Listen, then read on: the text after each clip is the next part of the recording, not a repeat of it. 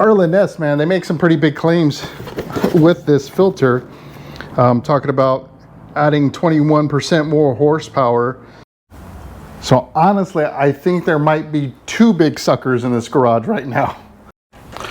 What's up, guys? Welcome back to Mike It Yourself. And this week's video, we're gonna find out if the Arlen Ness Big Sucker Air Cleaner Kit is a good fit for our 2007 Road King.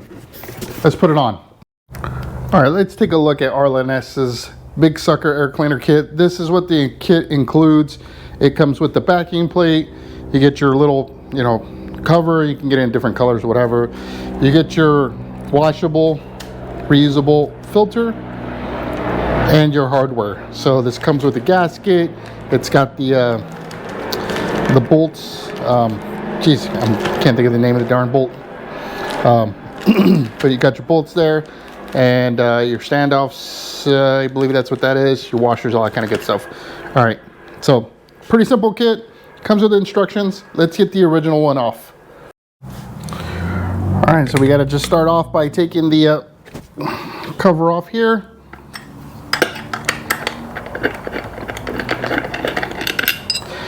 And the reason I'm doing this is, I'm just looking for a little different look and,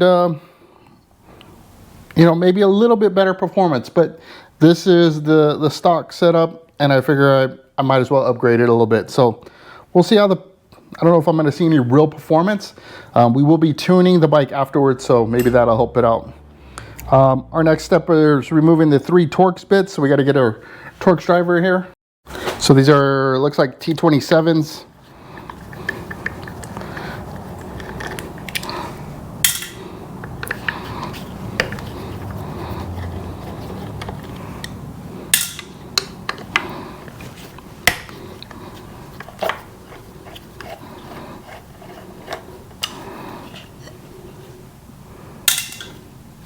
And there you go. Got our old nasty dirty filter off. All right, so now we're going to take our little tubes that basically send oil down your throttle body. These should just be something easy you can kind of grab with some needle nose, and they just pop right off. Not a big deal. And then we got to do the standoffs, and then I believe these also have, yeah, you have to unscrew these too, and then we can pull it away from here, and that's where we should have our gasket that we have to replace and all that kind of good stuff.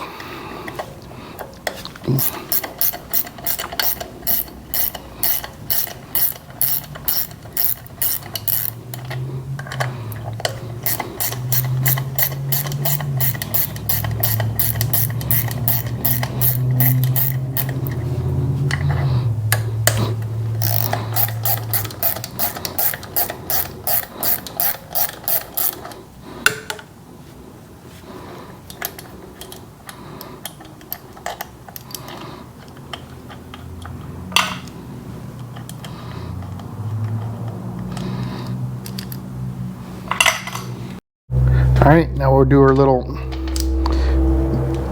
bolts that send the oil into the throttle body.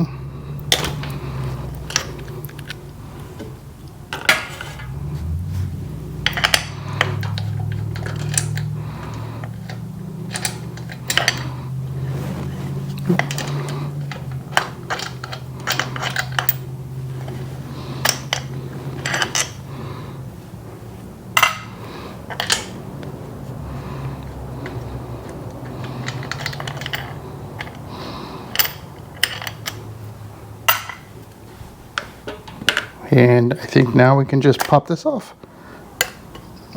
There we go. Backing plate's removed, and we have our exposed throttle body. We're going to want to clean up this surface in preparation for putting the new backing plate on. So let's do that cleanup first, and then yeah, we'll look at the parts as we put the new Arlen Ness Big Sucker intake on. So before we put this thing on, I wanted to do a quick side-by-side comparison to what I had on the bike and what we're putting on the bike. And if you look, this is the stock Harley stuff. Like, I think it's got the, there you go, branded. So this is, it even says for twin cam on there. Stock Arlen Ness Big Sucker kit. Do you see the differences between these two?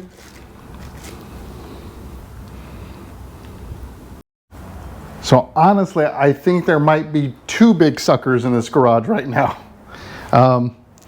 Their kit boasted the ability to get like, I don't know, like 19% additional horsepower with the implementation of their big sucker. Now, the big difference, or the only difference that I can make out of this, is really the cover, right? I'm going from the oval shaped cover to that small cover, which allows for the air filter to be completely exposed, and we'll look at that here at the end. But other than that,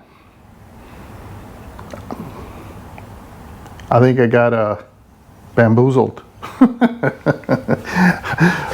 Let's carry on. I've got the area, the surface where the backing plate's gonna meet with the gasket on the carburetor cleaned up as best as I could, and now it's time to put on the backing plate. Now, there are some differences between the two backing plates. One is, this has got these little ribs here, and then these ports for the oil to come out of, where this had those tubes. So that is a little bit different, but that's kind of it, right? Like, outside of that, there's really not much else as far as difference goes. Oh, and the breather bolts. So we've got these insets here. They gave us a pack, I believe there's 4 O-rings, so we got to put one on each side here, one on each side there and there. And you hold those in place. You use a little bit of dielectric grease or silicone grease. You don't want to use bearing grease or anything like that, and don't gunk it on. You're just super light, just hold it in place. That's it. Then we've got our breather bolts and our washers for the breather bolts. And then I believe we have to throw a little bit of blue Loctite on that, and we'll be able to then add the standoffs on. Once the standoffs are on, which are these guys with these, again, Loctite there as well, then we can put on the filter and the cover, and that'll be it. This is not a hard job at all, unless you got like rusted bolts or something, but should be pretty simple. So let's get to it. All right, so let's see. Let's figure out how this gasket goes on. You just got to line up the holes. I'm wondering if they make this for different models, or no, I'm just a dummy. Okay, cool. So now I know. I'm just going to go up there. There is no hole for that one specifically, so we can get that in place. So we're going to take our dielectric grease. From desktop EBJ print. All right, so just putting a little bit of grease here, just kind of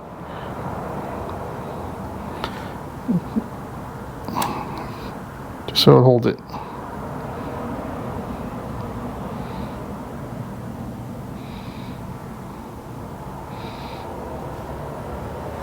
I want to make sure that doesn't go anywhere, because that's, whoop, see, didn't put enough, a little bit more.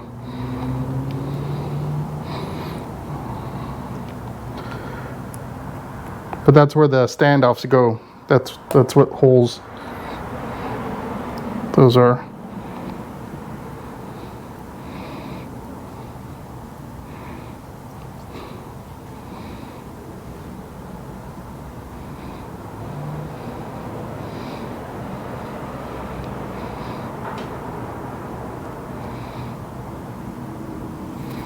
All right, and then I've got my O-rings already in this, so that's ready to go. And all I need to do now is take our breather bolts, put a little bit of blue Loctite on them,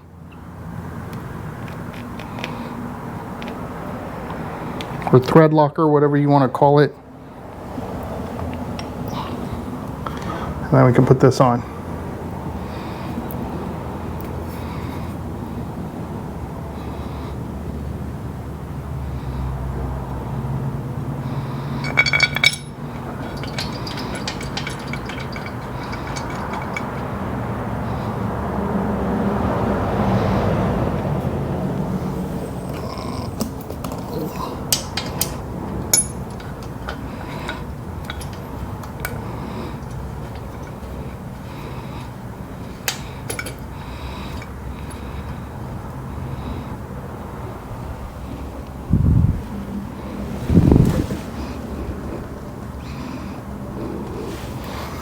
Okay, the other one.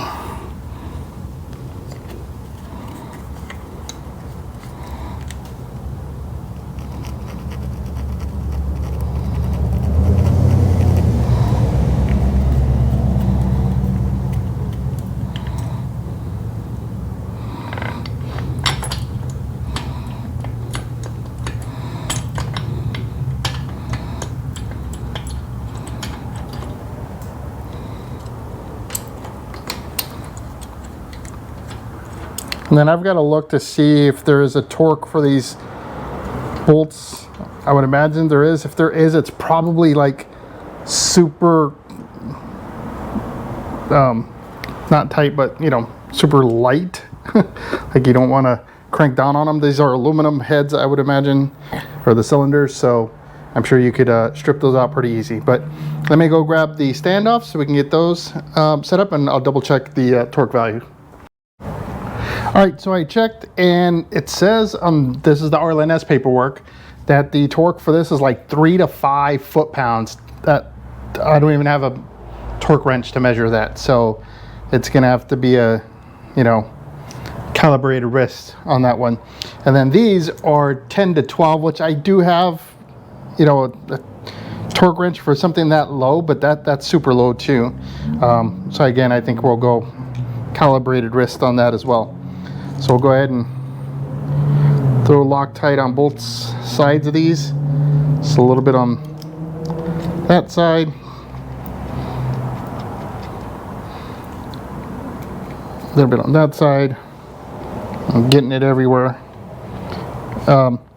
They said to leave these loose, so that way I guess if you have to manipulate this at all, you can. So just make sure your gasket is all lined up.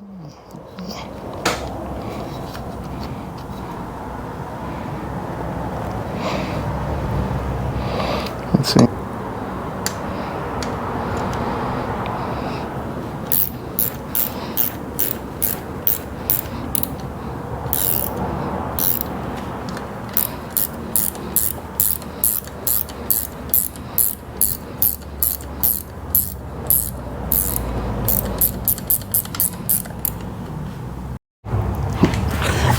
All right, so we'll put our air filter on, and that is really just lining up your holes again. And you know, so I kind of joke, honestly guys, this thing looks exactly like the stock setup. The big difference I think in this case is going to be the fact that the housing on the oval covers the sides of the air intake, or the breather, or whatever you want to call this thing, the filter. And oh, that's an Allen wrench. I don't know if I have that size with me, damn it. Anyhow, where in this case it's just a flat cover, so it exposes the air element to everything, right? So technically you'll probably get a little bit better airflow. The other thing I found was my original one was jacked. That thing was beat up bad. I'll show you guys here in a minute, but it's definitely seen better days. So in the long run, I needed to replace this anyway, so it you know, definitely not a loss. Let me get the right Allen wrench for these to get those tightened up, and then we'll put the cover on. From the cover, the screw, now the other cover didn't have this like Teflon washer piece. I don't know if that's necessary or not. I'm sure it helps it stand off a little bit. And apparently they made these childproof because I can't open it. There we go. All right. Let's get this off. And the nice thing is, if I don't, you know, if I decide I don't care for the dull look, then I can always either polish this up a little bit better, or I can switch back to the old oval. I get to choose, right? I think I'm gonna run it because you know, to me the dull look doesn't flow with the rest of the bike because it's all chrome. So that is something that has already got me thinking, right? These are the lessons we learn.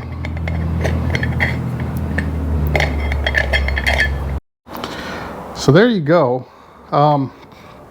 Yeah, it definitely doesn't go with the flow as far as that cover goes. They do sell aftermarket covers. Arlen Ness does, so I can go buy a chrome one if I want, and which I may end up doing. I do like the exposed air filter look, at least. I'll be interested to see if this does make a difference as far as performance in any way, shape, or form. As I shared with you guys in my video, a couple of videos back, I do have a tuner that we need to install on this, the Dynatune computer or whatever. So that's up and coming. Arlen Ness, man, they make some pretty big claims with this filter, talking about adding 21% more horsepower. That's if you do, I guess, stage 2. Stage 1 is 19%. So I don't know if I'll see any difference, like I said, considering the only difference between this one and my other one was the cover, at least based on what I can see with the naked eye. Maybe there was better porting, or I don't know. I'm sure there's some type of science behind it. So I'm stubborn. I've got some Mother's aluminum polish. I'm gonna hit this thing with a polisher and see if I can get this thing to be a little bit more shinier than that. Because right now I got spoons shinier than that. So I want to see if I can make it look a little bit better. All right, so literally just hit it with some Mother's cream and a buffing pad on my drill gun, and I got reflection now. So it looks a lot better. It's not perfect, but it looks a lot better. I may continue to work it. I gotta still do the edges, so I'll have to remove that so that way I don't get a bunch of polishing cream on the filter, but yeah, you get the gist of it. Let's take a look at the old one. Let's see why I replaced it. All right, so here's the old one, the backing plate. Actually, this backing plate does feel a little bit lighter, so maybe the materials on the other one's a little bit better, but I don't know. Anyhow, so obviously super dirty. It was tearing here, you can see that shot. All right, so didn't have a good seal, so this was just, that was done. So I probably could have got away with just replacing air filter and been done with it. The air cover itself, it's in great shape, looks very clean. I don't know if that's normal for it to gain, because I notice it's on both sides. Like, I don't know if that's where moisture adds up or what the scoop is on that. So yeah, but good shape. The little tubes were fine. Nothing, no cause concern there. And then of course the gasket. I mean, they're gaskets, right? Anyhow, yeah. So obviously I needed to replace my stuff. All right, guys. So that's going to be a wrap for the video. Relatively short. Like I said, it's much easier to do than I thought. Little surprised at the similarities between the two, but it is what it is, right? Hopefully I see a little bit of a difference. If not, you know, just the look itself, I guess. We'll see. We'll add that tuner in next, and let's see how this thing does, because it has not been tuned since I put basically anything on this bike. So it's got a new air filter on it. It's got new fishtails on it. I did baffle them because it was just extremely loud, a little too much. I appreciate my neighbors and people who ride behind me or whatever, or are behind me. So I just threw those in there, not a big deal. But that changes things, right? So let's account for those changes. Let's make sure we get the best performance we can out of this bike. I'm not anticipating anything crazy. It's a twin cam 96. Like, it is what it is. I'm not trying to make it a super performance bike. It's a Vikla. So we'll see how it rolls. But that'll be the next video. And until that video does post, I hope to see you in the wind.